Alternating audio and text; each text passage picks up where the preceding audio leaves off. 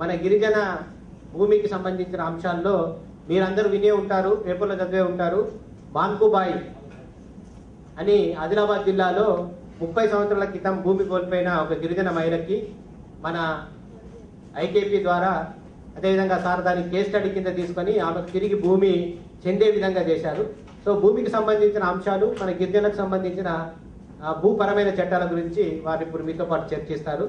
మీరు కూడా మీకు ఏమైనా అంశాల మీద ఏమైనా డౌట్లు ఏమైనా ఉంటే, అంటే గ్రామాలలో ఉన్న వాళ్ళు, గ్రామాలలో పనిచేస్తున్న వాళ్ళతో మాట్లాడిన ప్రతిసారి ఇది నేను ట్రైనింగ్ పొందడానికి వచ్చినట్టే. నేనేం ట్రైనింగ్ ఇవ్వడం రాలా, మీ అందరి నుంచి నేర్చుకోవడానికి నాకు వచ్చిన అవకాశం 1 గంట పాటు, 1.5 గంటల పాటు.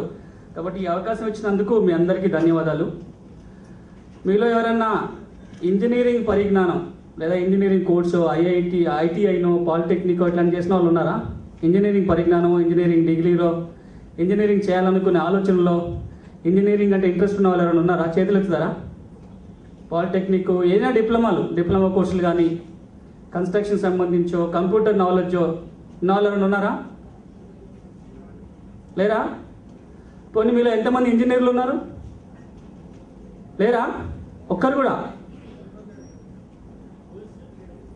మళ్ళీ అదే ప్రశ్న అడుగుతున్నా, మీలో ఇంజనీర్లు ఎవరు లేరా? పోనీ ఎవరైనా ఇంజనీర్లు కావాలనుకుంటున్నారా? ఇంజనీర్లు కావాలనుకున్న చేతులు ఎత్తండి. ఎవరైనా ఇంజనీర్లు కావాలనుకునే వాళ్ళు ఎవరు లేరా? కానీ నా దృష్టిలో మీరు అంతా ఇంజనీర్లే. ఈ హాల్లోకి వచ్చిన వాళ్ళంతా ఇంజనీర్లే. ఎంసెట్లో సీట్ వచ్చి ఇంజనీర్లు కాదు, మీరందరూ సమాజాన్ని నిర్మించడానికి ముందుకు వచ్చిన వాళ్ళంతా, సమాజ నిర్మాణంలో దోహదపడే వాళ్ళందరూ కూడా సోషల్ ఇంజనీర్స్. చట్టం తెలిసిన వాళ్ళు, సమాజ నిర్మాణం కోసం, మన గ్రామం కోసం, మన చుట్టూ ఉన్న వాళ్ళ కోసం పనిచేసే వాళ్ళందరూ ఇంజనీర్లే.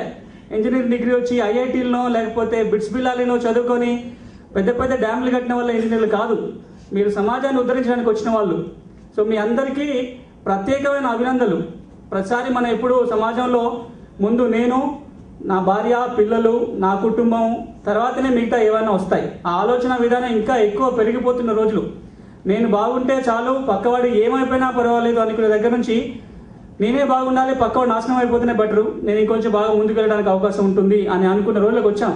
నాకు ఇంకా గుర్తు, పెద్ద పెద్ద లా కాలేజీలు అంతెందుకు, నేను చదువుకునే ఒక పెద్ద లా కాలేజ్ హైదరాబాద్లో ఉంటుంది, నాల్సార్ యూనివర్సిటీ అని. ఎప్పుడైనా పేపర్లో విన్నారో చూసారో, మన దేశంలో ఉన్న అతిపెద్ద లా కాలేజ్, లాయర్లను తయారు చేసే కాలేజ్. అక్కడ మాకు 25 మార్కులకి ప్రతి సబ్జెక్ట్లో ఒక ప్రాజెక్ట్ ఇస్తారు. ఒక టాపిక్ ఇచ్చి దీని మీద మీరు ఏమైనా రాసుకొని రండి, ఎవరు బాగా రాస్తే వాళ్ళకి 25 మార్కులు వస్తాయి. క్లాస్లో 60 మందో 80 మందో ఉంటాం కాబట్టి 80 మందికి 80 వేరు టాపిక్లు ఇవ్వడం కొంచెం కష్టమవుతుంది. దగ్గర టాపిక్లు వస్తాయి. ఆ టాపిక్లు వచ్చినప్పుడు మేము ఎక్కడ చూసి రీసెర్చ్ చేయాలి, లైబ్రరీలో కూర్చోవాలి, పుస్తకాలు తిరిగేసి రాయాలి. కొంతమంది స్టూడెంట్స్ ఎట్లా ఉంటారంటే, వాడన్నీ ముందు మంచి పుస్తకాలు ఎత్తుక్కొని అందులో ఉన్న మెటీరియల్ అంతా చూసి రాసుకొని అన్ని చేసుకొని వాడు ప్రాజెక్ట్ సబ్మిట్ చేసి సరిపోయింది, అక్కడ దాకా ఆగడు, అందులో ఉన్న పేర్లు చింపేస్తారు. ఎందుకంటే రెండవ రాష్ట్రుడు కనుక బాగా రాస్తే వీనికి ఏమైనా ఇబ్బంది అవుతుందో, మీ ర్యాంక్ ఎక్కడ పోతుందేమో అని. అది ఎక్కడ కాలేజ్లో, దేశంలో అతిపెద్ద లా యూనివర్సిటీలో పక్కోడికి ఎక్కడ ఎక్కువ మార్కులు వస్తే నా ర్యాంక్ ఎక్కడ పోతుందో అని పేపర్లు చించేసేవాళ్ళు లైబ్రరీలో. అట్లాంటి సమాజంలో మీరు మీ ఊరు కోసం ఏదో చేయాలి, మీ గ్రామాన్ని అభివృద్ధి చేసుకోవాలి, మీ చుట్టూ ఉన్న జనాలకి ఉపయోగపడాలనే ఆలోచనతో మీరు ఇక్కడికి వచ్చినందుకు మీకు ప్రత్యేకమైన అభినందనలు. ఇలాంటి ఒక మంచి ఇనిషియేటివ్ తీసుకున్నందుకు, మంచి ప్రాజెక్ట్ను టేకప్ చేసినందుకు అపార్ట్ కమిషనర్కి, ఆయన టీం అందరికీ కూడా చాలా మన సమాజం రుణపడి ఉంటుంది యాక్చువల్గా చెప్పాల్సి వస్తే. సో మీ అందరికీ ధన్యవాదాలతో ఒక ఇంపార్టెంట్ అంశం మీద ఈరోజు మనం మాట్లాడుకోబోతున్నాము. మీరు గిరిజన ప్రాంతాలు వచ్చినారు కాబట్టి మీకు అందరికీ నేను కొత్తగా చెప్పాల్సిన అవసరం లేదు. గిరిజన జీవితాలన్నీ భూమి, అడవి చుట్టూ ముడిపడ్డాయి. స్వాతంత్రం వచ్చి 60 ఏళ్ళైనా ఇంకా ఎన్నో రకాల జీవనోపాధులు మెరుగుపరచడానికి ప్రయత్నాలు జరిగినా, ఇంకేమైనా స్కిల్ డెవలప్మెంట్ ఇచ్చో లేదా ఇంకో ఉద్యోగాలు ఇచ్చో ఎన్ని చేసినా ఈ రోజుకి కూడా 80-90% మంది గిరిజన ప్రజలంతా కూడా భూమి, అడవి, ఇవి రెండే కదా జీవనాధారం, ఇంకేమైనా ఉన్నాయా? కానీ ఏవైతే అతి ముఖ్యమైన జీవనాధారాలు ఉన్నాయో భూమి, అడవి, వీటితో ఎప్పుడూ సమస్యలు వచ్చాయి. చాలా సమస్యలు వస్తున్నాయి, ఆ సమస్యలు పెరుగుతున్నాయి. అడవులలో గిరిజనులు మాత్రమే ఉన్నప్పుడు ఏ సమస్యలు లేవు, ఏ రికార్డు గొడవ లేదు, ఏ చట్టాలు లేవు, ఏ సమస్యలు లేవు. అడవిలో ఉన్న వాళ్ళదే అడవి, భూమి సాగు చేసుకుంటున్న వాళ్ళదే భూమి, ఆ భూమి వాడిది అని చెప్పడానికి ఏ కాగితం అవసరం లేదు. ఏ రికార్డు అవసరం లేదు, ఏ చట్టం అవసరం లేదు. ఎప్పుడైతే గిరిజన ప్రాంతాలలో గిరిజనులు కాని వాళ్ళు వెళ్ళటం మొదలు పెట్టారో సమస్యలు ప్రారంభమైనాయి. రికార్డులు వచ్చినాయి, చట్టాలు వచ్చినాయి, కొత్త కొత్త చట్టాలు వచ్చాయి, చాలా గట్టి చట్టాలు, చాలా ట్రైబల్స్కి మేలు చేసే చట్టాలు వచ్చాయి. కానీ సమస్యలు తగ్గాల్సింది కాస్త సమస్యలు పెరిగాయి. ఏ చట్టం లేనప్పుడు ఏ సమస్య లేదు, ఏ భూమి రికార్డు లేనప్పుడు మనకి ఏ సమస్య లేదు.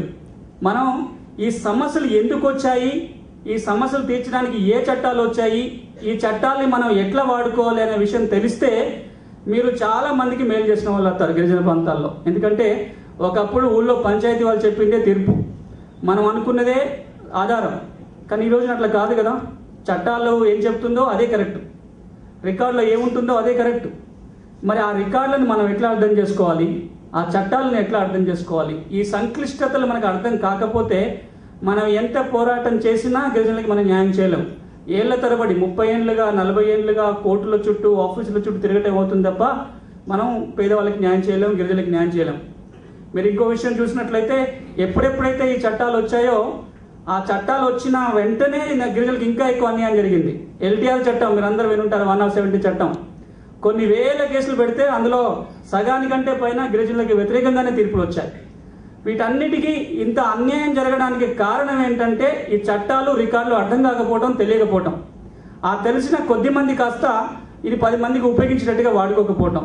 సో నాకున్న ఈ గంట సమయాన్ని లేదా గంటన్నర సమయాన్ని ఈ భూమికి సంబంధించిన కొన్ని ముఖ్యమైన సమస్యలు, వాటికి సంబంధించిన చట్టాలు, ఆ రికార్డులని మీకు కొంచెం తెలియజేయడానికి ప్రయత్నం చేస్తాను. మీకు ఏమైనా అనుమానాలు ఉంటే, మీకు మీ దృష్టిలో ఏమైనా అలాంటి సమస్యలు ఉంటే వెంటనే నన్ను ఆపండి, చర్చించుకుందాం. నేనే ఇక్కడ లెక్చర్ ఇవ్వడానికి రాలేదు. మీ అనుమానాలు ఏమైనా ఉంటే అవి నివృత్తి చేయడానికి వచ్చాను నేను. ఇంతకుముందు నేను అన్నట్టుగా ఒకప్పుడు భూమి సాగు చేసుకున్న వాళ్ళు ఎవరైనా ఉన్నట్లయితే వాడికి భూమి హక్కు ఉందని మనం ఎట్లా చెప్తాం? ఊరందరూ చెప్తుంది వాడు 2 ఎకరాలు భూమి తీసుకుంటానంటే వాడిదే భూమి, ఇంకొకరు ముట్టుకోవడానికి కూడా ట్రై చేయరు. ఈ మధ్యలో నేను ఆదిలాబాద్ గ్రామాలకు వెళ్తే అటవీ హక్కుల చట్టం ఇంప్లిమెంటేషన్లో భాగంగా ఇక్కడ ఎవరెవరు పట్టాల కోసం దరఖాస్తు చేసుకున్నారు, ఎంతమందికి పట్టాలు వచ్చాయి విషయాలు మాట్లాడుతున్నా. అందులో ఒక వ్యక్తి అక్కడ కూర్చొని ఉన్నాడు, నీకేమైనా భూమి ఉందా, నువ్వేమైనా పట్టాకు దరఖాస్తు చేసుకున్నావు అంటే నాకేం భూమి లేదు సార్, నేనేం పట్టాకి దరఖాస్తు చేసుకోలేదు అన్నారు. వెంటనే పక్కన ఉన్న విలేజ్లో అన్నారు, సార్ ఇక్కడ ఒక 2 ఎకరాల భూమి ఇంతకుముందు వేరే వాళ్ళు చేసుకుంటోళ్ళు, వాళ్ళు ఊరు వదిలేసి వెళ్ళిపోయి 20 ఏళ్ళు అయిపోతుంది, ఆ భూమి ఖాళీగానే ఉంది, వీనికి పట్టాకి అప్లై చేసుకోవాలని మేము చెప్పాము, ఎవరు అభ్యంతరం పెట్టరు, 2 ఎకరాలు ఖాళీగానే ఉంది, నీకు ఎవరు పోటీ కూడా రారు, నువ్వు దరఖాస్తు చేసుకోమంటే చేసుకోవట్లేదు అన్నాడు. ఏమైందని నీకు భూమే లేదంటున్నావు, పోనీ ఆ 2 ఎకరాలు ఖాళీగానే ఉంది కదా, చేసుకోవచ్చు కదా, దరఖాస్తు పెట్టుకోవచ్చు కదా, నీకు పట్టా వస్తుందంటే ఒకటే మాట అన్నాడు, నేను కొట్టలే కదా సార్ అడివి, నీ సాగు చేయలే కదా, నాకెందుకు దాని మీద పట్టా. అంత నిజాయితీ, అంత నిజాయితీ, ఆనెస్టీ మనకు ట్రైబుల్లో కనబడుతుంది. సో ఎవరైనా భూమి చేసుకుంటానంటే అది వాడిదే, ఆ భూమి వాడిది అని చెప్పడానికి పహానీలోనో ఇంకే రికార్డులోనో ఏ రిజిస్టర్లో పేరు అవసరం లేదు, రికార్డులో ఎంట్రీ అవసరం లేదు, చేతిలో పట్టా అవసరం లేదు. కానీ ఈ రోజున మనం ఏర్పరచుకున్న చట్టాలు ఏం చెప్తాయంటే నువ్వు భూమి చేసుకుంటున్నట్లయితే నువ్వు భూమి చేసుకుంటే మాత్రమే సరిపోదు, నీ చేతిలో కాగితం ఉండాలి, అని నీకు పట్టా ఉండాలి, ఓ పట్టదారి పాస్బుక్, టైటిల్ డీడో, ఇంకేదో టైటిల్ కాగితం నీ చేతిలో ఉండాలి, ఆ భూమి నీది అని చెప్పి ఒక కాగితం తప్పకుండా చేతిలో ఉండాలి. భూమి చేసుకొని చేతిలో కాగితం ఉంటే కూడా సరిపోదు. నాకు భూమి ఉంది, నేను దున్నుకుంటున్నాను, ఆ భూమి నా చెప్పడానికి నా చేతిలో ఒక కాగితం ఉంది, ఇంకే భూమి నాదే అని ఆనందపడడానికి లేదు. దానికి ఇంకో దరఖాస్తు కూడా ఉంది. నువ్వు భూమి చేసుకుంటున్నట్టుగా నీ చేతిలో కాగితం ఉన్నట్టుగా రెవెన్యూ అధికారులు మెయింటైన్ చేసిన రికార్డులో కూడా నీ పేరు రావాలి. పోనీ అది 1-2 రికార్డులు కాదు, 11-12 రికార్డులు ఉంటాయి. ఈ 12 రికార్డులలో నీ పేరు వస్తే తప్ప ఆ భూమి మీద నీకు పూర్తి హక్కు రాదు. పోనీ నేను భూమి చేసుకుంటూ ఉండి నా చేతిలో కాగితం ఉండి నా పేరు రికార్డులో వచ్చినంత మాత్రాన నాకు భూమి నాదైపోతుందా? అది కూడా నమ్మకం లేదు. ఆ భూమిని ఎప్పుడు ఎవరు లాక్కుంటారో తెలియదు. ప్రభుత్వం లాక్కుంటుందో, పక్కోడు లాక్కుంటాడో, ఇంకోడు వచ్చి లాక్కుంటాడో. మరి లాక్కున్నప్పుడు ఏం తెలియాలి? అప్పుడు ఆ భూమి లాక్కుంటే ఎట్లా తెచ్చుకోవాలో తెలియాలి, తెచ్చుకోవడానికి చట్టం ఏంటో తెలియాలి. పోనీ గవర్నమెంట్ లాక్కుంటే భూమి అయినా వెనక్కి రావాలి, డబ్బులన్నా రావాలి, కాంపెన్సేషన్ అన్న రావాలి, నష్టపరిహారం భూమి తీసుకున్నందుకు. ఇది తెలియాలంటే చట్టాలు తెలియాలి. అందుకే నేను ఒక మాట అందరితో అంటుంటా భూమి చట్టాల గురించి మాట్లాడినప్పుడల్లా. ఒకప్పుడు 30 ఏళ్ల కిందనో 20 ఏళ్ల కిందనో మా నాన్న రైతు అయి ఉంటే, మా నాయన రైతు అయితే, నేను రైతును కావాలంటే మా నాయన దగ్గర నుంచి నేను అరక దున్నటం నేర్చుకొని నీళ్లు కట్టడం, మందులు వేయటం చేసుకుంటే, మందు కూడా వేయడం అవసరం పడలేదు, అరక దున్నటం, పారబట్టడం వస్తే వ్యవసాయం చేసినట్టు వచ్చినట్లే, నేను వ్యవసాయదారుని రైతును అయిపోతా. కానీ ఈ రోజున ఆ భూమిని సాగు చేసుకోవాలి, నేను ఒక వ్యవసాయదారుని కావాలి అంటే అరకదున్నటం పారబట్టడంతో పాటు చట్టం కూడా తెలియాలి. తెలియకపోతే నీ భూమి నీ చేతిలో ఉండదు. రికార్డు తెలియాలి, చట్టం తెలియాలి. ఇవి మనం మర్చిపోతున్నాం. భూమి నేనే దున్నుకుంటున్నాను కదా, ఎవరు లాక్కుంటారులే అనే ఒక నమ్మకం. ఎందుకంటే మనం తరతరాలుగా అదే ఆలోచన విధానంతో బతికాం. భూమి మన చేతిలో ఉన్నంతే చాలు, ఇంకెక్కడికి పోదు అని. కానీ ఈ రోజున పరిస్థితి అది కాదు.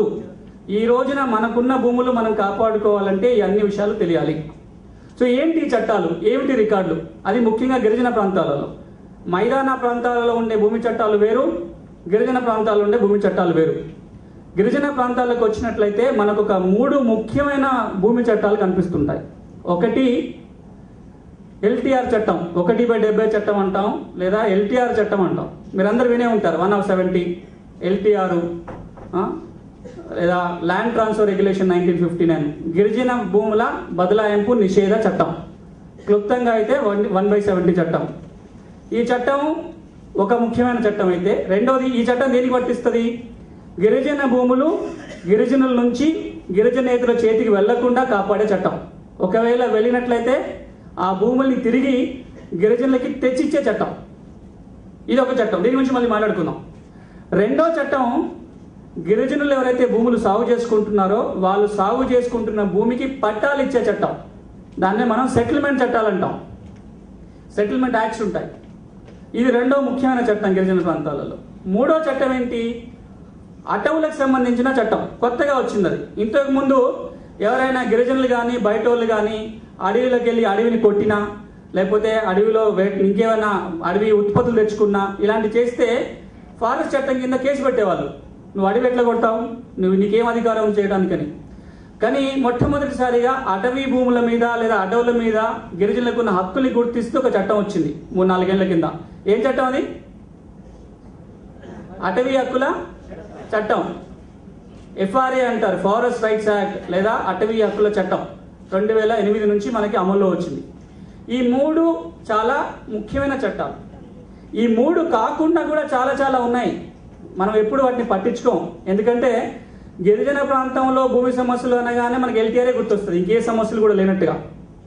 కానీ మీరు ఒకసారి గిరిజన ప్రాంతాలకు వెళ్తే వాళ్ళ తాత పేరు మీదనో ముత్తాత పేరు మీద పట్టాలు ఉంటాయి. ఇప్పుడు వాళ్ళ కొడుకో మనవడో ముని మనవడో భూమి దున్నుకుంటూ ఉంటాడు. పట్టా మాత్రం చచ్చిపోయిన వాడి పేరు మీద ఉంటుంది. బతికున్నవాడు కూడా ఎవరో భూమి చేసుకుంటాడు. పట్టా మార్పిడి అయి ఉండదు, పాస్బుక్ ఉండదు, టైటిల్ ఉండదు. పాస్బుక్ లేదు కాబట్టి బ్యాంకు రుణం ఇవ్వనని చెప్తాడు. ఎప్పుడన్నా విత్తనాల కోసం గవర్నమెంట్ ఫ్రీగా విత్తనాలు సరఫరా చేసినప్పుడు, సబ్సిడీతో విత్తనాలు సరఫరా చేసినప్పుడు, పురుగు మందులో ఇంకేవో సరఫరా చేసినప్పుడు నీ పేరు మీద పాస్బుక్ లేదు కాబట్టి నీకు ఏవి రావు. క్రాప్ ఇన్సూరెన్స్ పంట నష్టపోయినప్పుడు ఎందుకు రావు అంటే పట్టా మీ తాత పేరు మీద ఉంది, పట్టా ఎవరి పేరు మీద ఉందో వాడిని పట్టుకురాపో అంటారు. ఇది మీకే కాదు, పెద్ద పెద్ద వాళ్ళకు కూడా ఇదే పరిస్థితి. అది ట్రైబల్ ఏరియా కూడా అలాంటి పరిస్థితి ఉంది. ఇక ప్రభుత్వ భూములు ట్రైబల్స్ దున్నుకుంటూ ఉంటారు. గవర్నమెంట్ భూములు దున్నుకుంటారు కానీ పట్టా ఉండదు. లేదా గవర్నమెంట్ భూమికి ప్రభుత్వం పట్టా ఇచ్చి ఉంటుంది కానీ భూమి ఎక్కడ ఉందో చూపించుండదు. కొలతలు కొలవలేదు, సర్వే సమస్యలు ఉంటాయి. లేదా గెట్టు తగాదాలు ఉంటాయి, ఎవరికి ఎక్కువ తక్కువ అని. లేదా మీ చేతిలో పాస్ పుస్తకం title deed 2, passbook title deed 2 ఉంటాయి కానీ రికార్డులో పేరు వచ్చి ఉండదు. 1B రికార్డులో ఇంకా దేంట్లో పేరు వచ్చి ఉండదు. ఇట్లా నేను చెప్పుకుంటూ పోతే 70 నుంచి 120 రకాల భూమి సమస్యలు ఉంటాయి. ప్రతి గ్రామంలో 70 రకాల సమస్యలు, తక్కువ. ఈ ఒక్కొక్క సమస్యకి ఒక్కొక్క రకమైన చట్టం ఉంది. మన రాష్ట్రంలో కనీసం ముఖ్యమైన భూమి చట్టాలని దృష్టిలో పెట్టుకొని చూస్తే 197 భూమి చట్టాలు ఉన్నాయి. ఇంతకుముందు ప్రభుత్వంలో ఉన్నప్పుడు, చంద్రబాబు నాయుడు ప్రభుత్వంలో ఉన్నప్పుడు భూమి చట్టాలను అన్నింటినీ కలిపి ఈ 197 200 చట్టాలన్నింటినీ కలిపి ఒక చట్టం కింద తేవడానికి ప్రయత్నం చేశారు. ఇన్ని చట్టాలు ఎందుకు వేస్తూ ఒకదాని కింద తెద్దామని. ఈ మాట మీకు ఎందుకు చెప్తున్నానంటే ఒక్కొక్క సమస్య తీరాలంటే మనకు ఒక చట్టం తెలిసి ఉండాలి, కొన్ని రికార్డులు తెలిసి ఉండాలి. సో ఈ అన్ని విషయాలను మనం ఇప్పుడు అంత లోతుగా మాట్లాడుకోలేం. కాబట్టి నేను ఈ 3 ముఖ్యమైన చట్టాల గురించి ముందు మాట్లాడతాను. తర్వాత ఈ 70-80 రకాల సమస్యల్లో 1-2 ఇంపార్టెంట్ సమస్యల గురించి మాట్లాడతాను. సరే, ముందు మనం ఎల్టీఆర్ చట్టానికి వద్దాం. ఈ ఎల్టీఆర్ చట్టం ఏం చెప్తుంది? Land transfer regulation. ఈ చట్టం ఎప్పుడు వచ్చిందో తెలుసా? ఎల్టీఆర్ చట్టం. పోనీ ఈ చట్టం ఏం చెప్తుందో ఎవరన్నా ఒక 2 ముక్కల్లో చెప్పగలుగుతారా? మీకు అందరికీ తెలిసిన చట్టమే కదా ఇది. మీకు తోచినట్టుగా చెప్పండి, తప్ప ఒప్ప అని ఆలోచించొద్దు. ఎల్టీఆర్ చట్టం గురించి మీకు ఏం తెలుసు?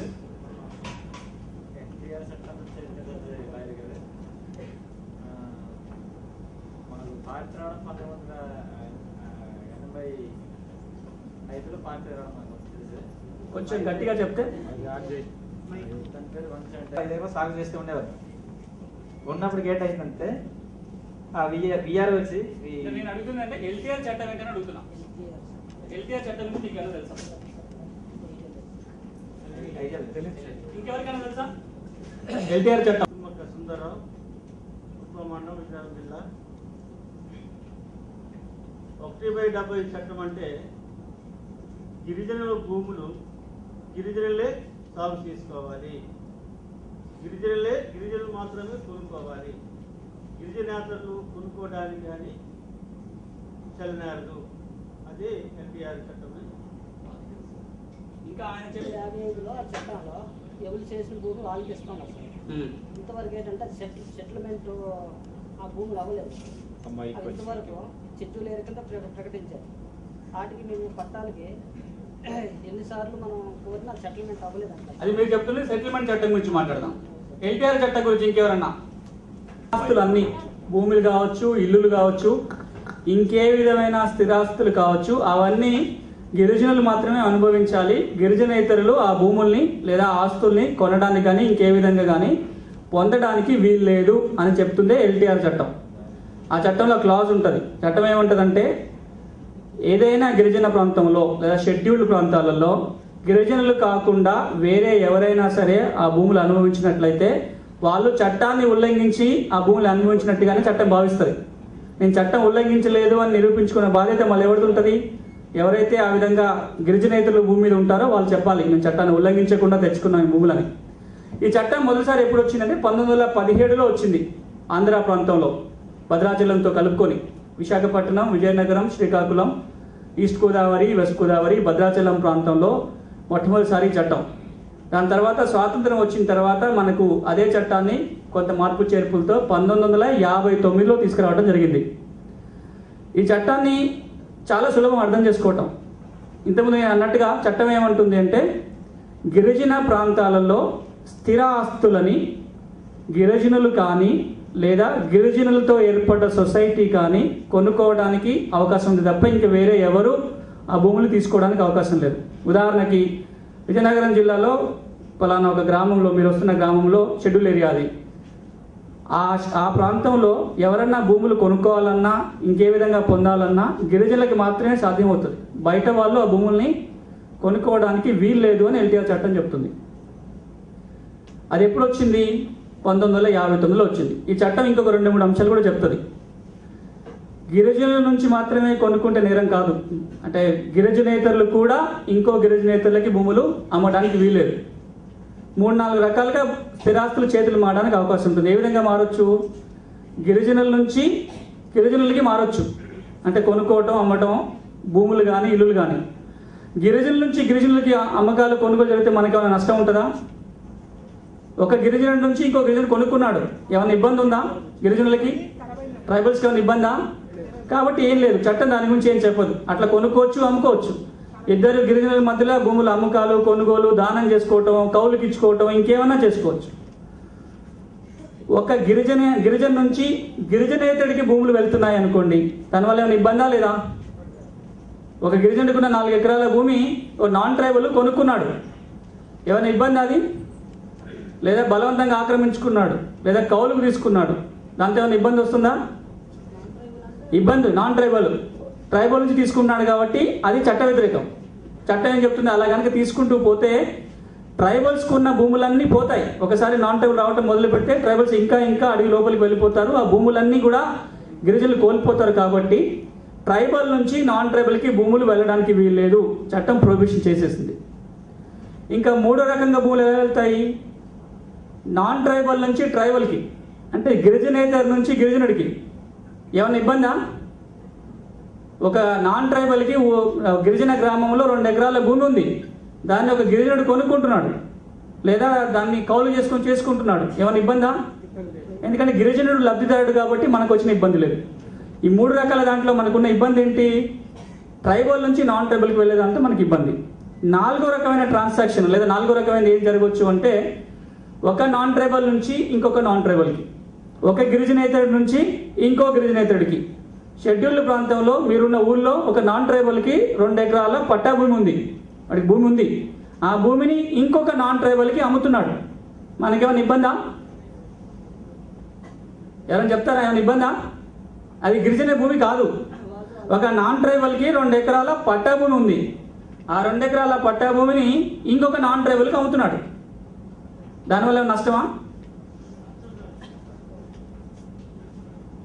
చెప్పాలి, మీరు నిలబడి చెప్పండి.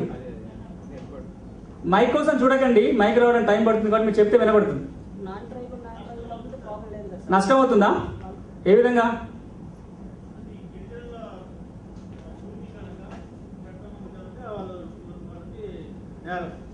అది నాన్ ట్రైబల్కి ఆల్రెడీ పట్టా ఉంది. సెటిల్మెంట్ చట్టం కింద చట్టబద్ధంగా ఒక 2 ఎకరాలకి పట్టా ఉంది నాన్ ట్రైబల్కి. అది ఇంకొక నాన్ ట్రైబల్కి అమ్ముతున్నాడు.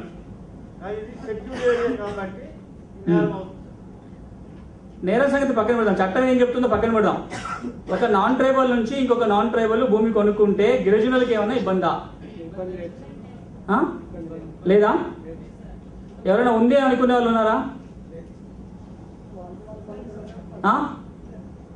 ఎవరు అన్నారు కదా ఇబ్బంది అని, చెప్పగలుగుతారా? ఎందుకో మైక్ తీసుకోండి, మీ వెనకాల మైక్. భూమి లేని గిరిజనులకు పనికి వస్తుంది.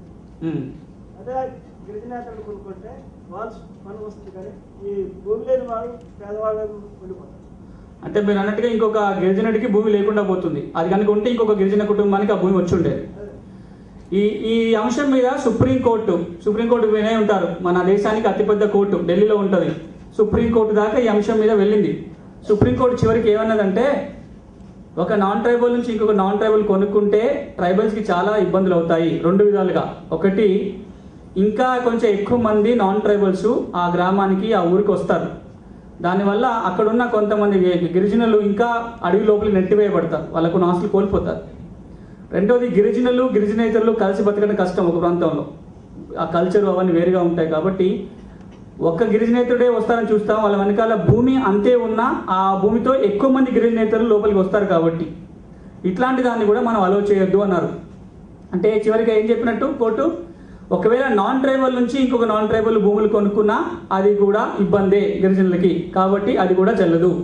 సో ఎల్టీఆర్ చట్టంలో ఇప్పుడు మళ్ళీ ఒకసారి తిరిగి చూస్తే, నాన్ ట్రైబల్ నుంచి నాన్ ట్రైబల్ కొనుక్కున్నా అది ఇబ్బంది, ఆ భూములు తిరిగి గిరిజనులకు రావాలి. రెండోది, ట్రైబల్ నుంచి నాన్ ట్రైబల్కి భూములు వెళ్ళినా ఆ భూములు తిరిగి గిరిజనులకు రావాలి.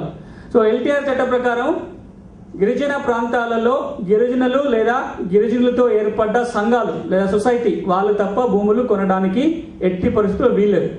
పోనీ ఒకవేళ కొనటం కానీ, అమ్మటం కానీ, దానంగా పొందటం కానీ, కౌలు చేసుకోవటం కానీ, ఇంకే విధంగా కానీ భూములు పొందితే ఏమవుతుంది? ఎల్టీఆర్ చట్టం కింద కేసు నమోదు చేయొచ్చు. ఎవరు నమోదు చేయాలి కేసు?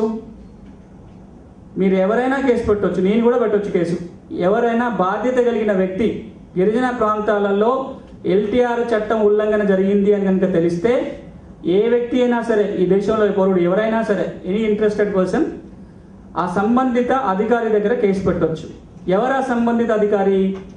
ప్రతి ఏజెన్సీ ప్రాంతంలో ఒక ఎస్డిసి ట్రైబల్ వెల్ఫేర్ అని ఉంటారు, special deputy collector tribal welfare, లేదా ఆ ప్రాంతంలో ఉన్న ఆర్డీఓ. ఈ 2 ఆఫీసులో ఎక్కడైనా సరే ఎవరైనా వ్యక్తి ఎల్టీఆర్ ఉల్లంఘన జరిగింది అని తెలిస్తే ఒక అప్లికేషన్ ఇవ్వచ్చు. లేదా ఎవరైనా ప్రభుత్వ అధికారి, ఆయన పంచాయత్ సెక్రటరీ కావచ్చు, విఆర్ఓ కావచ్చు, లేదా ఎంఆర్ఓ కావచ్చు, ఇంకే డిపార్ట్మెంట్లో పనిచేసే అధికారి కావచ్చు, స్కూల్ టీచర్ కావచ్చు, ఎవరైనా కావచ్చు, ఒక పబ్లిక్ సర్వెంట్, వాళ్ళకి కూడా కంప్లైంట్ ఇవ్వచ్చు ఈ అధికారులకి. లేదా ఈ ఏజెన్సీ ఆఫీసర్ ఎవరైతే ఉన్నారో, ఎస్డిసి ట్రైబల్ వెల్ఫేర్ కానీ, ఆర్డీఓ కానీ, పిఓఐటీడీఏ కానీ, తనంతట తానుగా కూడా కేసు నమోదు చేసుకోవచ్చు. తనకు తెలిసింది పలానా చోట ట్రైబల్ భూమి అన్యాక్రాంతం అయింది అని, వాళ్ళంతా వాళ్ళే కేసు పెట్టేసుకోవచ్చు. సో ఏ విధంగానైనా ఆ అధికారులు కేసు నమోదు చేయొచ్చు. కేసు నమోదు చేసిన తర్వాత ఏం జరగాలి? ఒకసారి కేసు ఎప్పుడు నమోదు చేస్తాం? ఎల్టీఆర్ చట్టం ఉల్లంఘన జరిగితే కేసు నమోదు అవుతుంది. ఎల్టీఆర్ చట్టం ఉల్లంఘన అంటే ఏంటి? ట్రైబల్ భూమి నాన్ ట్రైబల్ చేతికి వెళ్ళటం. ఏ విధంగా వెళ్ళటం? కొనుక్కోవడం ద్వారా కావచ్చు, బలవంతంగా ఆక్రమించుకోవడం ద్వారా కావచ్చు, దానం పొందడం ద్వారా కావచ్చు, కౌలుకు తీసుకోవడం కావచ్చు, ఇంకే విధంగానైనా కావచ్చు. భూమి కనుక నాన్ ట్రైబల్ చేతికి పోతే అది చట్ట ఉల్లంఘన అవుతుంది. చట్ట ఉల్లంఘన అయితే కేసు పెట్టాలి. ఎవరు పెట్టాలి? ఇంతకుముందు చెప్పినట్లుగా ఎవరైనా కేసు పెట్టవచ్చు. ఆఫీసర్ తనంతట తాను కూడా కేసు పెట్టుకోవచ్చు. కేసు పెట్టిన తర్వాత ఏం జరగాలి? సంబంధిత వ్యక్తులకి నోటీస్ ఇవ్వాలి. నీ పైన కేసు పెట్టడం జరిగింది, నువ్వు భూమిని అన్యాక్రాంతం చేసి ఆక్రమించుకున్నావు, నీ సంజాయిషి చెప్పు అని చెప్పి నోటీస్ ఇవ్వాలి. నోటీస్ చెప్పి ఇచ్చిన తర్వాత వాదనలు వినాలి. ఎవరి వాదనలు? నాన్ ట్రైబల్ ఎవరైతే ఉన్నారో ఆయన వాదనలు వినాలి. ఎవరి భూములు అయితే కోల్పోయారో వాళ్ళ వాదనలు వినాలి. ఎవరు వినిపించాలి? వాదన ఎవరు చేయాలి? మరి ఇది కోర్టు కదా. మరి కోర్టు అనగానే మనకు లాయర్లు గుర్తొస్తారు. అంటే ట్రైబల్కి ఒక లాయర్ కావాలి, నాన్ ట్రైబల్కి ఒక లాయర్ కావాలి. ఇద్దరు నల్ల కోటు వేసుకున్న నాలాంటి వ్యక్తులు వచ్చి వాదించాలి, అంతే కదా.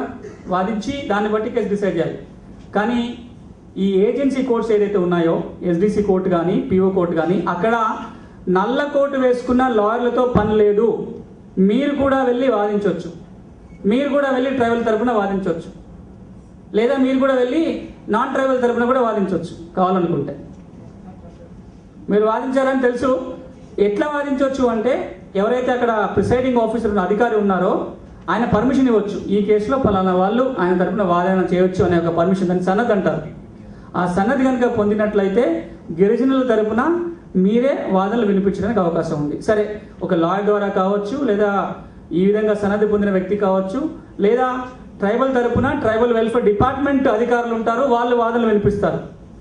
వాళ్ళ వాదనలు విన్న తర్వాత ఎల్టీఆర్ చట్టం ఉల్లంఘన జరిగింది అని నిర్ధారణ కనుక వచ్చినట్లయితే అధికారులు వాళ్ళకి ఆర్డర్ పాస్ చేయాలి. ఎజెక్ట్మెంట్ ఆర్డర్ అంటే ఎవరైతే నాన్ ట్రైబల్ ఆ భూమి మీద ఉన్నారో వాళ్ళని భూమి మీదకి వెళ్ళి తొలగించి ఆ భూముల్ని ఎవరికైతే ఒరిజినల్గా చెందుతాయో, ఎవరైతే ట్రైబల్కి చెందుతాయో వాళ్ళకి అప్పచెప్పాలి. అప్పచెప్పండి అని ఆర్డర్ ఇస్తారు. కానీ అలా అప్పచెప్పాల్సిన బాధ్యత ఎవరికి ఉంటుంది? తహసీల్దార్లకు ఉంటుంది. ఆ మండల ఎవరైతే రెవెన్యూ అధికారులు ఉంటారో రెవెన్యూ అధికారులకు ఉత్తర్వులు వెళ్తాయి.